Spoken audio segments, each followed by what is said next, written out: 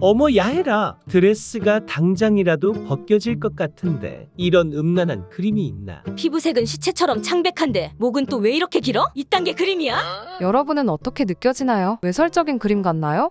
이 그림은 파리 사교계를 뒤흔든 존 싱어 사전트가 그린 마담 X입니다. 1884년 세계 최고의 미술 전시가 열리는 프랑스 파리의 살롱 전시장. 5천여 점의 작품 중 시선 집중을 받은 미국인 화가 존 싱어 사전트는 가장 주목받는 초상화가로 유명했습니다. 가장 핫한 화가가 최고의 모델을 그렸으니 역시 최고의 초상화가 존 싱어 사전트라고 사람들은 감탄했을까요? 아닙니다. 한껏 차려입은 신사와 숙녀들은 그의 그림 앞에 모여 누가 가장 재미있게 작품을 욕하나 경쟁하는 것 같았습니다. 그런데 이 작품 천천히 감상해볼까요? 과연 그렇게 비난받을 만한가요? 왜 사람들은 이 그림을 싫어했을까요? 시대를 담은 초상화가 존 싱어 사전트의 이야기 시작합니다. 존 싱어 사전트는 1856년에 이탈리아 피렌체에서 태어났는데 부모님은 미국 국적이며 매우 부유했습니다. 유럽의 각지를 여행 다니며 아름다운 풍경, 문화유산을 보고 감수성과 그림 실력을 키웠습니다. 사전트의 부모는 아들의 재능을 알아보고 확실히 밀어주기로 결심했죠. 그래서 세계 예술의 중심지였던 파리에서 아들을 키우기로 한 겁니다. 1874년 사전트 스승을 만나다 카를로스 듀란의 작업실에 사전트와 부모님이 찾아왔습니다. 우리 아들이 선생님 제자로 들어가고 싶대요. 그래요? 작품을 좀 봅시다. 듀란은 작품을 신중하게 살펴보기 시작했습니다.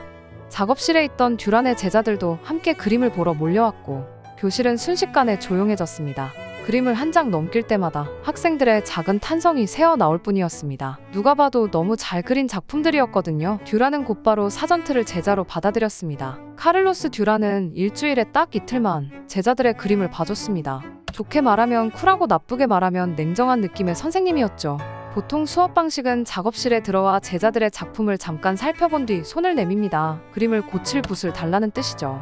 재빨리 그림의 잘못된 부분에 표시한 후 붓을 돌려주고는 다음. 매우 냉정한 수업 방식이죠. 그런데 듀란은 언제나 사전트의 그림을 오랫동안 살펴봤고 거의 손을 대지 않았다고 합니다. 사전트의 그림 실력이 뛰어나 제자들은 이렇게 회고했다고 합니다. 우리들은 듀란이 사전트를 가르치는지 사전트가 듀란을 가르치는지 궁금해야. 그렇습니다. 사자성어로 청출어람. 가르친 선생보다 더 뛰어난 제자 사전트는 카를로스 듀란의 강력한 라이벌로 급부상합니다. 아무튼 사전트는 그림을 제대로 공부한 지 불과 8개월 만에 프랑스의 국립예술학교에 합격합니다. 남들은 몇 년 동안 준비해도 낙방하는 시험인데요. 이후 사전트는 유럽 회화의 아름다움과 인상주의를 방불케 하는 세심한 비표현, 세련되고 우아한 터치가 결합한 자신만의 스타일로 각종 전시에서 주목받으며 승승장구했습니다. 불과 20대 초중반인데 부럽다. 사람을 그렸는데 시대를 담아버린 사전트. 미술계 일각에서는 아니 프랑스 사람도 아닌 사전트를 왜 이렇게 띄워줘야 해? 라는 볼멘 소리가 나왔습니다. 그러자 사전트는 생각했습니다. 나를 인정할 수밖에 없는 한 방이 필요해. 화끈한 작품을 보여주겠어. 그 무대는 매년 파리의 살롱 카레에서 열리는 전시로 5천여 점의 작품들과 1880년대 매년 파리 인구의 6분의 1에 해당하는 30만 명의 관광객이 살롱을 보러 도시를 찾아온다는 기록이 있는 세계 최고의 무대였습니다. 그래서 나온 작품이 바로 이 그림, 마담 X입니다. 마담 X의 주인공은 피에르 루이 고트로인데 창백한 피부와 미묘한 색조의 화장, 최고의 패션 감각 덕분에 파리에서 가장 매력적인 여성으로 불렸는데 사전트는 자신의 인맥을 총동원해 고트로를 설득하는 데 성공했습니다. 각고의 노력 끝에 그림을 완성하는데 성공했고 고트로는 작품을 보고 이건 분명 명작이 될 거야. 이라며 들떴습니다. 스승인 듀란도 사전트의 작품을 보고 웃으며 말했습니다. 샬롱에서 내 그림은 최고의 화제 작품이 될 거다. 그런데 작품은 최악의 혹평에 직면했습니다. 사전트는 실제보다 못생기게 그리는 재능 없는 초상화가야. 라는 소리를 듣게 됐습니다. 초상화가가 들을 수 있는 최악의 모욕이었고 사전트와 고트로는 결국 파리 시민들의 웃음거리로 전락했죠. 사전트의 작품이 왜 이렇게 욕을 먹었을까요? 사전트는 누구보다 훌륭한 그림 실력을 가지고 있었는데 그의 그림이 프랑스의 불편한 진실을 건드렸기 때문이었죠. 이 그림은 한 번 수정되었는데 원본 상상도를 보면 이런 모습일 겁니다. 겉으로만 보면 더없이 귀족적이고 고상한 분위기지만 사실 그 속은 불륜과 매춘이 일상적으로 벌어지는 동물의 왕국.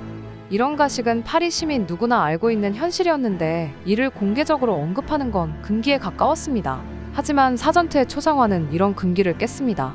의도하지는 않았지만 파리 시민들이 인정하고 싶지 않아 하는 자신들의 퇴폐적인 면을 적나라하게 드러냈다는 겁니다.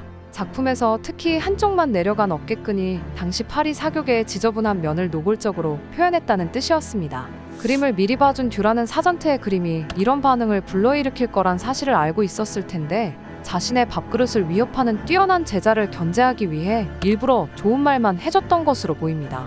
기록에 따르면 듀란은 학생들에게 사전트처럼 되지 말라. 수시로 경고했다고 합니다. 반면 사전트는 이렇게 회고했습니다. 나는 여전히 스승님에게 감사한다. 하지만 그는 나를 싫어한다. 초상화가의 승부수. 전시가 끝난 뒤 그림을 돌려받은 그는 사람들의 비난을 받았던 어깨끈 부분을 고친 후 영국으로 떠났습니다. 그러나 파리에서 그의 작품이 혹평받았다는 소식이 영국에도 전해지며 평판은 점점 더 악화됐죠. 그러나 그의 승부수, 몇 달간 매일 저녁 모델을 세워놓고 딱 맞는 빛과 하늘색이 나오는 2-3분씩만 그림을 그려서 완성한 여름밤 등불을 밝히는 소녀들을 그린 카네이션, 릴리, 로즈입니다. 이번 작품은 영국 미술계의 극찬이 쏟아지며 테이트 미술관은 즉시 작품을 구입. 파리에서 모욕당한 지 2년 만에 영국에서 큰 성공을 거뒀고 조국인 미국에도 이름을 알렸다고 합니다. 30대에 접어든 이때부터 은퇴할 때까지 사전트는 누구나 아는 최고의 초상화가로 대접받았고 한 점당 지금 돈으로 2억 4천만 원 이상을 받았죠. 미국 대통령을 지낸 시어도어 루스벨트와 우드로 윌슨도 그의 고객 중 하나였다죠. 이후 승승장구하던 사전트는 일이 너무 많아서 도망을 다니기 시작했습니다. 초상화 의뢰를 거절하기 위해 자주 여행을 떠난 거죠. 51세의 나이에 이제 절대 초상화를 그리지 않겠다. 고 선언하고 초상화가를 은퇴하고 종군 화가로 일하면서 여러 작품을 남기기도 했습니다. 이후 사전트는 1925년 71살에 편안하게 잠들듯 세상을 떠났다고 합니다. 사전트의 모토는 간단합니다. 어떤 화가가 사전트에게 말합니다. 당신의 그림은 외모라는 베일을 꿰뚫고 사람의 속까지 들여다보는 것 같다. 그러자 사전트는 불쾌해하면서 이렇게 말했다죠.